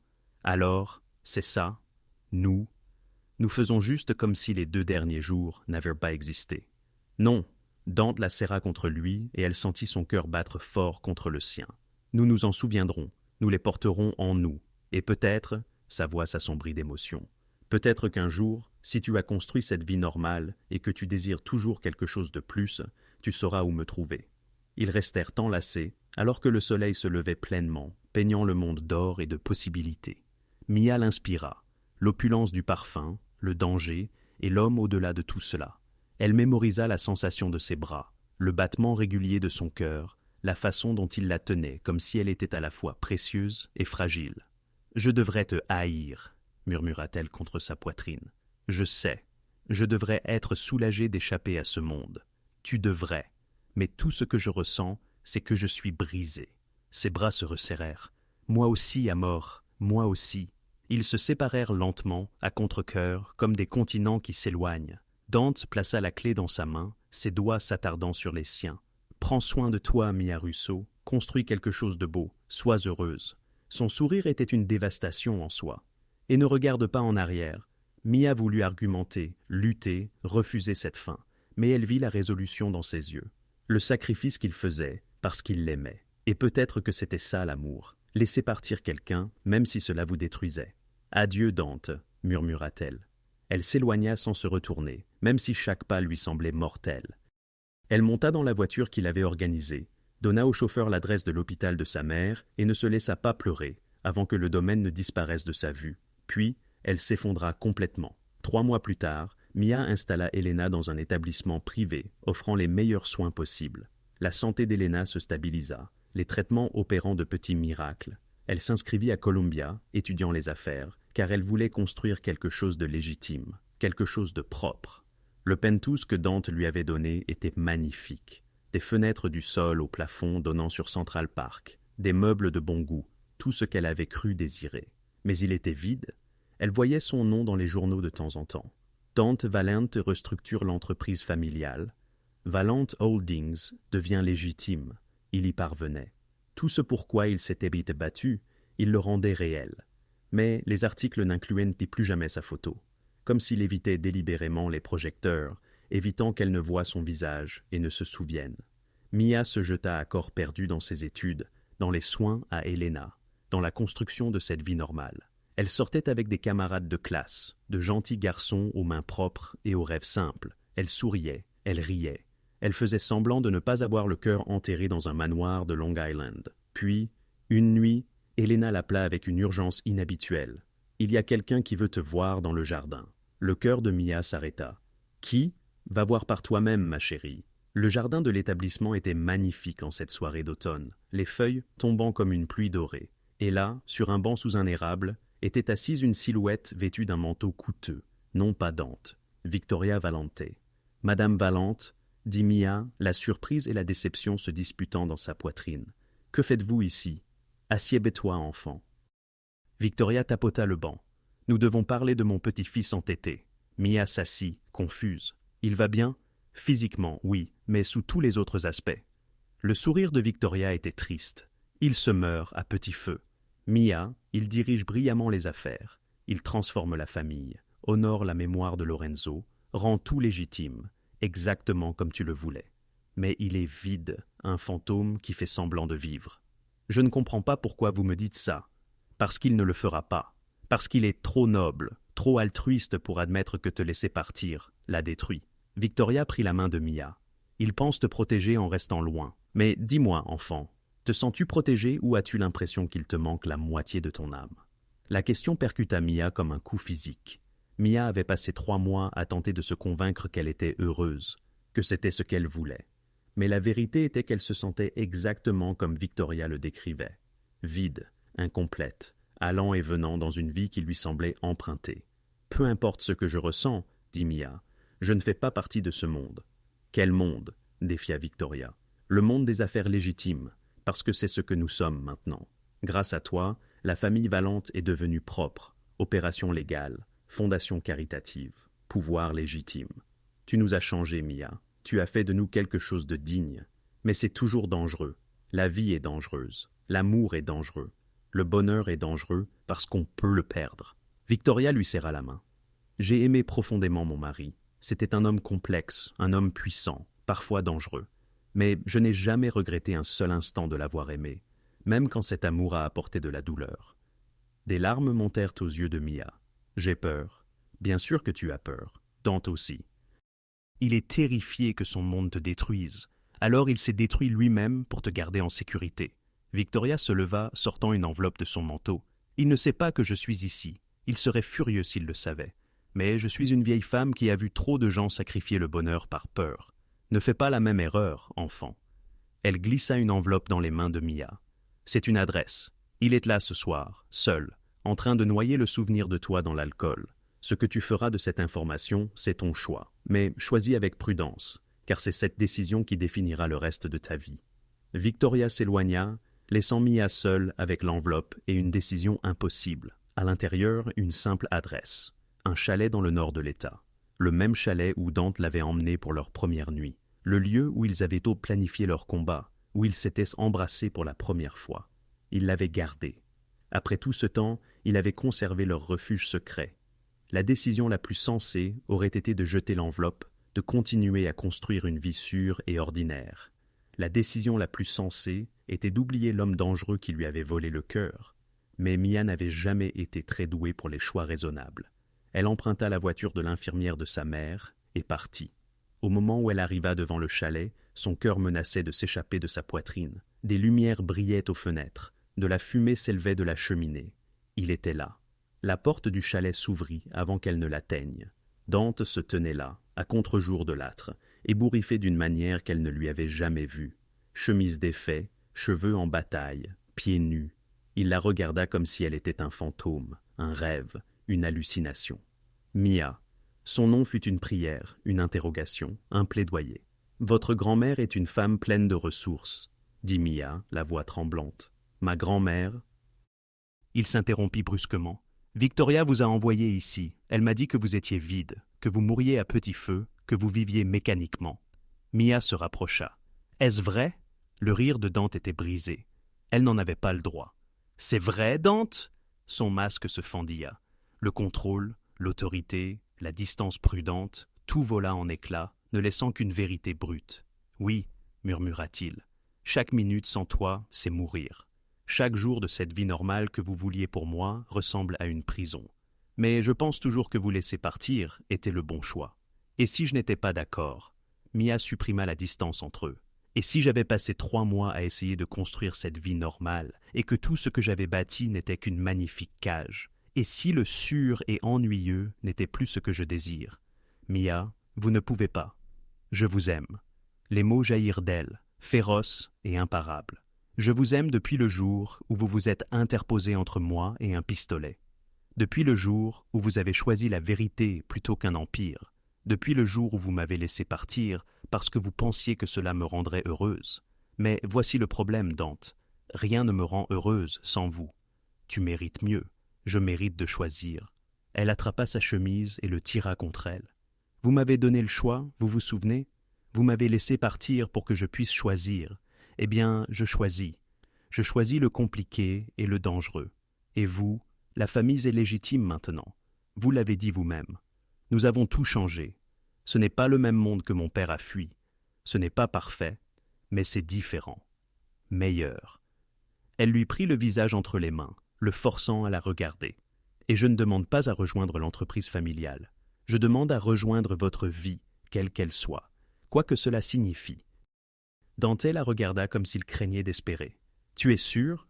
Parce qu'une fois que je me serai permis de croire cela, une fois que je me serai permis de t'avoir, je ne pourrai plus te laisser partir. Je suis sûr. » Mia sourit à travers ses larmes. J'ai passé 3 mois à essayer de me convaincre que je pouvais vivre sans toi. Je ne peux pas. Je ne le veux pas. Alors, vous êtes coincé avec moi, Dante Valente, pour le meilleur ou pour le pire, pour le compliqué et le dangereux, et tout le reste. Le dernier de ses remparts s'effondra. Il la tira contre lui, la soulevant de ses pieds, enfouissant son visage dans son cou. Mon Dieu, tu m'as manqué chaque seconde, chaque souffle. Alors arrêtez de perdre du temps avec de nobles sacrifices et embrassez-moi. Il le fit, et ce fut comme rentrer chez soi, trouver la pièce manquante, se sentir entier pour la première fois depuis des mois. Ils s'embrassèrent comme s'ils se noyaient et que l'autre était l'air, comme s'ils rattrapèrent le temps perdu et promettèrent l'éternité simultanément. Quand ils se séparèrent enfin, tous deux essoufflés et riant à travers leurs larmes, Dante la porta à l'intérieur, fermant la porte du pied. Il la déposa près du feu, puis s'agenouilla devant elle. « Je veux faire les choses bien, » dit-il, sortant une petite boîte de sa poche. « J'ai acheté ça le jour de ton départ. Je l'ai porté partout comme un talisman, un rappel de ce que j'avais perdu. » Il l'ouvrit, révélant une bague en or blanc avec un diamant parfait, flanqué de 2 plus petites pierres. « C'est un design phénix, parce que tu es mon phénix. Mia, tu es sortie des cendres de la tragédie, et tu m'as sauvé de devenir le monstre que j'étais destiné à être. Dante, épouse-moi, Mia, construis une vie avec moi. Pas dans l'ombre, pas dans la peur, mais dans la lumière. Comme des égaux, comme des partenaires. » Mia s'agenouilla devant lui. « Oui, 1000 fois oui. » Il lui passa la bague au doigt. Puis il l'embrassa de nouveau, et ce baiser était une promesse, de défis relevés ensemble, de bonheur combattu et gagné, d'un amour plus fort que la peur. Le phénix était ressuscité, et cette fois, il ne tomberait plus jamais. L'annonce des fiançailles entre Dante Valente et Mia Russo provoqua une onde de choc à travers New York. Certains y virent l'aube d'un amour, un homme tombant pour une femme courageuse qui l'avait transformé. D'autres y décelèrent une stratégie, légitimant la famille à travers la lignée de Lorenzo. Mais ceux qui leur étaient proches perçurent la vérité. 2 êtres brisés se guérissant mutuellement. 2 phénix renaissant ensemble. Elena Russo pleura lorsqu'ils le lui annoncèrent, mais ses larmes étèrent de joie. « Votre père serait si fier, » murmura-t-elle à Mia, tenant à la fois la main de sa fille et celle de Dante. Marco vous aimait tant, Dante. Il parlait de son petit cousin, le garçon qui posait trop de questions et rêvait de corriger les choses. Il adorerait que vous vous soyez trouvés. Le mariage fut prévu pour le printemps, mais d'abord vint le travail de transformation. Dante avait restructuré les opérations familiales, mais les vieilles habitudes avaient la vie dure. Il restait des territoires à gérer, des hommes qui se souvenaient des anciennes méthodes et s'impatientaient sous les nouvelles règles. Et il y avait les ennemis, d'autres familles qui percevaient les réformes des Valente comme une faiblesse, une opportunité. Mia se jeta à corps perdu dans la fondation Lorenzo et Marco, travaillant avec les familles brisées par le crime organisé. Elle les aida à trouver justice, protection, de nouveaux départs. Progressivement, elle commença à comprendre le monde de son père, non pas la violence, mais la complexité.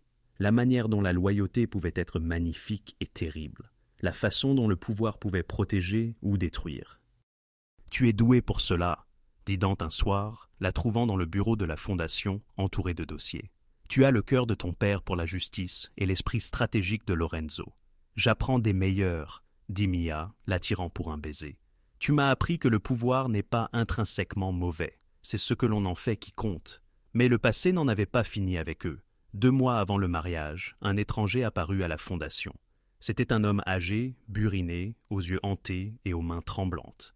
Il demanda spécifiquement Mia Russo. Il prétendait détenir des informations sur la mort de Marco Valentini. Mia le rencontra dans son bureau, Dante à ses côtés, la sécurité discrètement positionnée à l'extérieur. L'homme se présenta comme Eddie Russo. Aucun lien de parenté, précisa-t-il. Il avait été contremaître sur le chantier de construction où Marco était mort. Ce n'était pas un accident, dit Eddie, la voix brisée. J'ai porté cette culpabilité pendant 16 ans, mais je ne peux pas mourir avec ça sur la conscience. Il sortit des photographies, vieilles et ternies, montrant le chantier le jour du décès de Marco. Des hommes de Giovanni Valente étaient là. Ils ont trafiqué l'équipement. Je les ai vus, mais j'avais trop peur de dire quoi que ce soit. Ton père est mort parce que j'étais un lâche. Mia sentit la vieille rage revenir, le chagrin ressurgir. Mais la main de Dante trouva la sienne, ferme et réconfortante. Giovanni fait déjà face à la justice familiale, dit Dante doucement. Il passera le reste de sa vie emprisonné, impuissant, assistant à la transformation de tout ce qu'il a construit en quelque chose qu'il ne reconnaîtra pas. C'est un châtiment pire que la mort pour un homme comme lui. Mais cet homme, Eddie regarda Mia avec des yeux suppliants. « Ton père, il a été gentil avec moi. Il parlait tout le temps de sa petite fille. Il montrait des photos. Il était si fier de toi.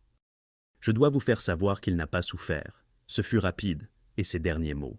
La voix d'Eddie se brisa. Il a dit « Dites à mes filles que je les aime. » Les larmes que Mia avait retenues coulèrent librement. Dante la serra contre lui, tandis qu'Eddie poursuivait. « Il savait, n'est-ce pas ?» murmura Mia. « Papa savait qu'ils venaient le chercher. C'est pour ça qu'il a écrit cette lettre. Cacher les preuves. »« Il savait, » dit Dante. « Il a choisi d'y faire face plutôt que de fuir. Il a choisi de vous protéger, vous et votre mère, plutôt que de se sauver. C'était le genre d'homme qu'il était, le genre de Valente qu'il était. » Eddie leur donna tout, son témoignage, d'autres photographies, des documents qui complétèrent les dernières pièces du puzzle. Avec ces preuves combinées à celles que Mia avait trouvées, le dossier contre Giovanni était irréfutable. Alors qu'Eddie partait, Mia sentit quelque chose changer en elle. La quête de justice qui l'avait animée pendant des mois était achevée. Giovanni paierait. La vérité était connue. Le nom de son père était lavé. Maintenant venait le travail plus difficile. Construire l'avenir et non plus seulement venger le passé. « Je dois faire quelque chose », dit Mia cette nuit-là, allongée dans les bras de Dante dans le penthouse. « Pour papa. Quelque chose de plus que de la justice. À quoi pensez-vous ? Un fonds de bourse pour les enfants d'ouvriers du bâtiment, surtout ceux qui ont perdu leurs parents dans des accidents du travail. » Elle se tourna vers lui. « Au nom de Marco Russo, que son héritage soit l'éducation, l'opportunité, une chance de construire quelque chose de mieux. » Dante sourit, et c'était un sourire sincère. Elle aimait celui qui le faisait paraître jeune et plein d'espoir. « C'est parfait. Nous le financerons par le biais de la fondation, assez grand pour aider des centaines d'enfants. Et je veux étendre le travail de la fondation. Pas seulement aux familles touchées par le crime, mais à tous ceux qui sont piégés par les circonstances, par des systèmes conçus pour les maintenir à terre. Je veux donner aux gens le même choix que vous m'avez donné, le choix de construire une vie différente. Tu vas changer le monde, n'est-ce pas ? » Dante le dit avec émerveillement, avec fierté. « Nous allons le changer, » corrigea Mia. Ensemble. Le défi suivant vint d'une source inattendue. Le propre cercle de Dante, lors d'une réunion de la direction familiale restructurée. L'un des plus jeunes capitaines, un homme nommé Tony, qui avait soutenu leur réforme, posa la question que les autres se posaient. « Qu'advient-il de la succession » demanda Tony avec prudence. « Je n'essaie pas de causer des problèmes, mais la famille a besoin de savoir. Si quelque chose vous arrive, Dante, à Dieu ne plaise, qui dirige ? Nous ne sommes plus la famille d'antan. Les vieilles règles pourraient en bien ne plus avoir cours. » C'était une question judicieuse. La succession traditionnelle aurait privilégié le plus proche parent masculin de Dante, mais il n'avait ni frère ni fils. Ses cousins, quant à eux, étaient soit trop jeunes, soit se destinaient à une vie civile. La succession revient à la personne la mieux placée pour diriger, affirma Dante avec conviction. Le genre, la lignée sanguine, ces préjugés obsolètes prennent fin avec nous. Le prochain leader sera choisi pour son caractère, sa vision, son dévouement envers le nouveau chemin emprunté par la famille. Il posa son regard sur Mia, et elle comprit instantanément ce qu'il s'apprêtait à dire. Et si Mia choisit de diriger à mes côtés aujourd'hui, et, un jour, après moi, alors elle dirigera. La petite fille de Lorenzo, la fille de Marco. Il n'existe pas de lignée Valente plus pure, nul ne possède plus de droit qu'elle. La pièce fut alors envahie par un tumulte de discussions. Certains manifestèrent leur soutien immédiat, d'autres requièrent davantage d'arguments. Cependant, Victoria, présente en tant que matriarche de la famille, leva la main, imposant le silence. « Dans l'ancien pays, » déclara-t-elle, sa voix empreinte d'une autorité certaine, « nous avions des reines autant que des rois. Les leaders étaient choisis pour leur sagesse, et non uniquement pour la tradition. Si Dante estime Mia digne, et je constate qu'elle l'est, alors quiconque s'oppose à elle s'oppose à moi. » Son regard balaya la pièce, provoquant quiconque oserait la contredire. Le vote, une fois qu'il eut lieu, fut unanime.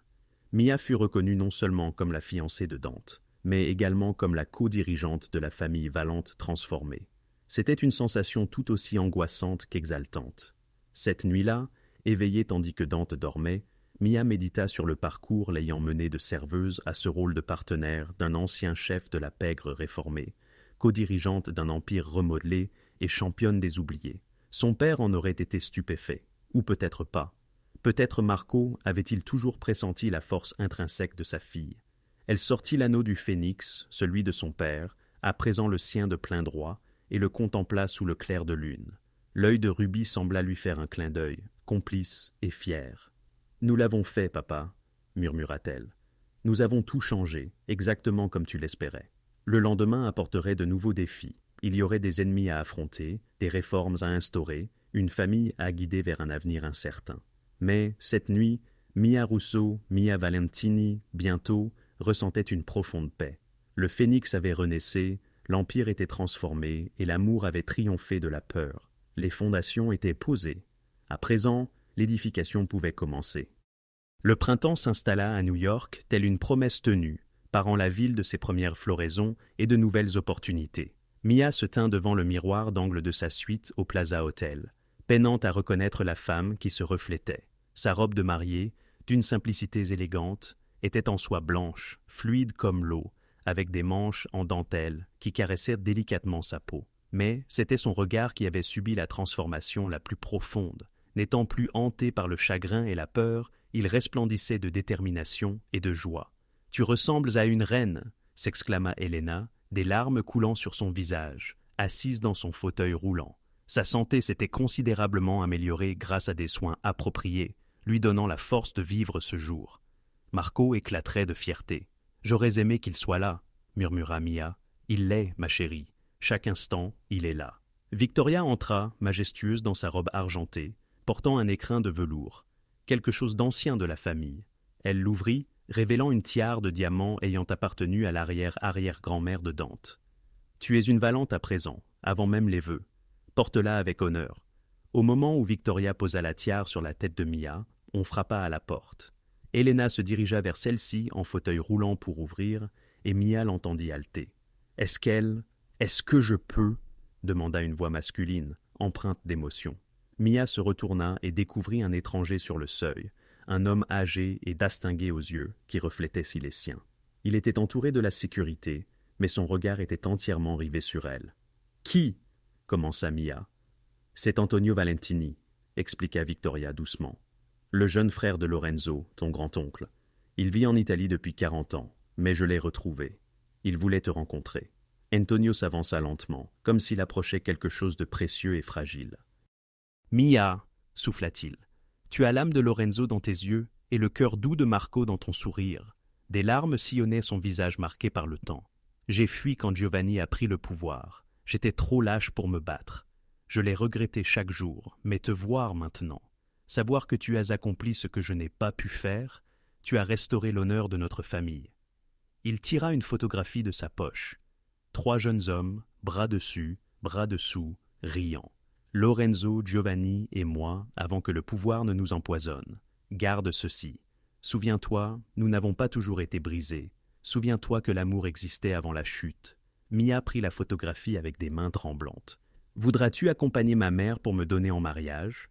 Papa souhaiterait que la famille, la vraie famille, prenne part à cela. Le sanglot d'Antonio fut une réponse suffisante. La cérémonie se déroula dans les jardins de la propriété, métamorphosée en un lieu enchanté. Des fleurs blanches déferlaient partout. Des centaines de bougies attendaient le crépuscule. La liste des invités était inédite. Des membres de la famille reformée coyaient d'anciens rivaux devenus des alliés. Des dirigeants d'entreprises étaient aux côtés de bénéficiaires de la fondation. L'ancien monde rencontrait le nouveau. Lorsque la musique processionnelle débuta, Mia avança entre le fauteuil roulant de sa mère et la présence rassurante d'Antonio, sentant pas à pas la présence de ses 2 pères, celui qu'elle avait connu et celui qu'elle n'avait jamais rencontré. Et là, à l'extrémité de l'allée, se tenait Dante. Il était d'une élégance saisissante dans son smoking noir, mais c'était son expression qui lui coupa le souffle. Un pur amour, un émerveillement et quelque chose s'apparentant à de la vénération. Alors qu'Antonio plaçait la main de Mia dans celle de Dante, il murmura « Protège-la comme Lorenzo aurait dû être protégé. Aime-la comme Marco l'a aimée. » « Construisez quelque chose de digne. Je le ferai, » promit Dante, « par ma vie. » La cérémonie fut à la fois traditionnelle et révolutionnaire. Ils prononcèrent les vœux qu'ils avaient eux-mêmes rédigés, promettant non seulement l'amour et la fidélité, mais aussi un partenariat et une transformation, un dévouement à la justice, un engagement à la construction d'un héritage digne de ceux qu'ils avaient perdus. Je jure d'honorer le sacrifice de ton père en étant un homme digne de l'amour de sa fille, dit Dante, sa voix ferme malgré l'émotion. Je jure de bâtir avec toi un empire de lumière où nos enfants connaîtront l'honneur plutôt que la peur, l'amour plutôt que le pouvoir, la vérité plutôt que les mensonges. Mia répondit, « Je promets de rester à tes côtés dans chaque combat, de supporter chaque fardeau, de célébrer chaque victoire. Je jure de me souvenir d'où nous venons tout en construisant notre avenir, et je jure de t'aimer, toi, le compliqué, le dangereux, le parfait, chaque jour pour le reste de nos vies. » Lorsque l'officiant les déclara mariés, leur baiser fut le témoin d'une famille unifiée, transcendant la ligne entre l'ancien et le nouveau, le criminel et le légitime, le passé et l'avenir. Et à cet instant, la transformation était complète. La réception fut exubérante. Les discours, tantôt émouvants, tantôt hilarants. Ils dansèrent leur première valse sur une mélodie évoquant la renaissance des cendres.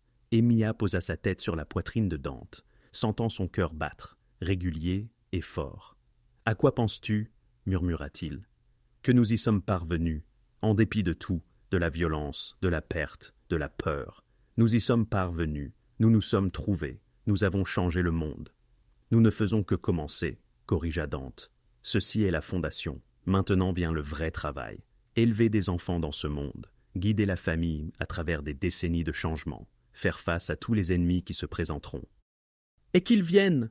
lança Mia avec fureur. « Nous sommes des phénix, n'est-ce pas? Nous nous relèverons. » Alors que la nuit s'épaississait, Mia se retrouva sur la terrasse avec Elena, observant la célébration à travers les vitres. « Ton père m'est apparu en rêve la nuit dernière, » dit Elena doucement. « Il m'a demandé de te donner quelque chose. » Elle sortit de son sac une lettre ancienne, scellée de la main de Marco. « Il a écrit ceci la semaine précédant sa mort. Il m'a fait promettre de te la donner le jour de ton mariage. » Les mains de Mia tremblèrent alors qu'elle l'ouvrait.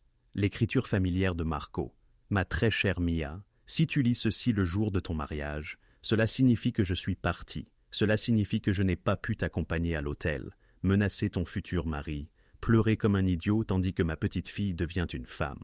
Mais je sais aussi que si tu as trouvé quelqu'un digne du mariage, tu as trouvé quelqu'un d'extraordinaire. Parce que toi, ma chérie, tu es extraordinaire, intelligente, féroce, compatissante, tout ce que j'espérais que tu serais.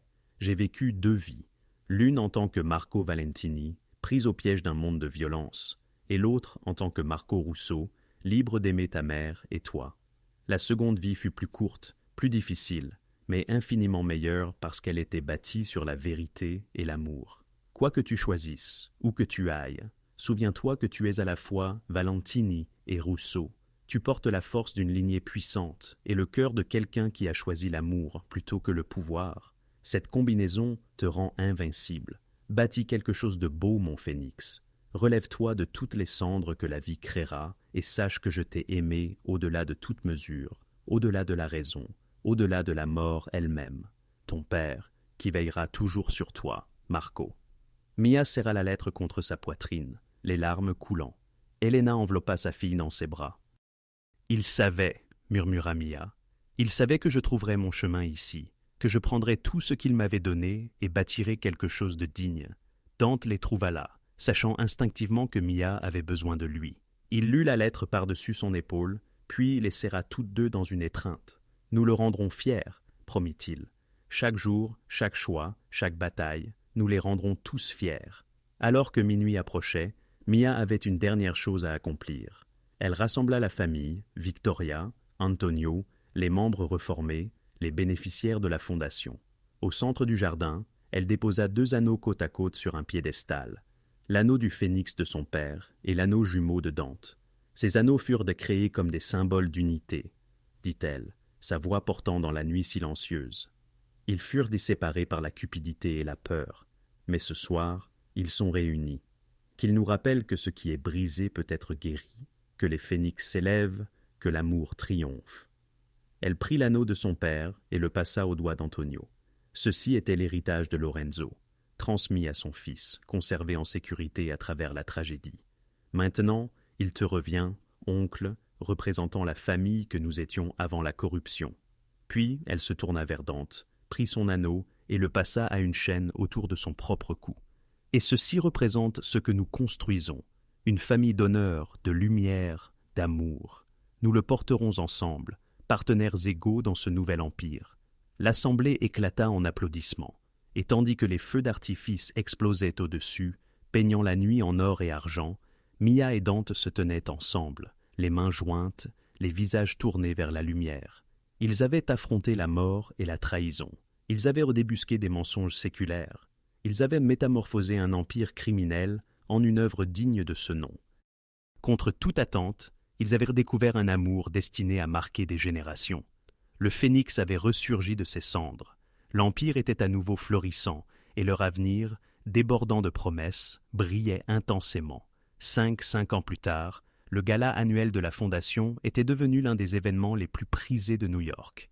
Mia, enceinte de 5 mois de leur deuxième enfant, se tenait sur scène, tandis que leur fille Sophia dormait paisiblement dans les bras de Dante, à ses côtés. « Il y a 5 ans, déclara-t-elle.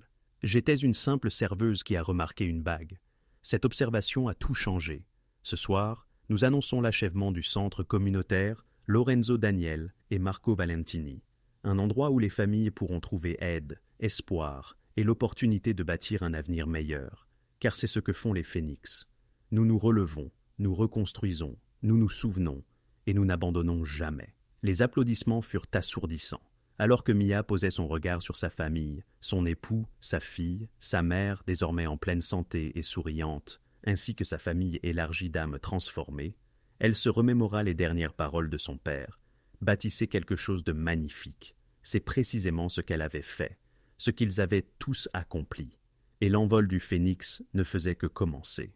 Si ces récits vous captivent, prenez un instant pour vous abonner à la chaîne. C'est le meilleur moyen de me faire savoir que vous les appréciez vraiment. Même si vous regardez sur votre télévision, n'hésitez pas à nous rejoindre pour renforcer cette communauté de passionnés d'histoire, riches en émotions et en sincérité. Votre soutien, inestimable, est la clé qui nous permet de vous offrir chaque jour davantage de récits captivants.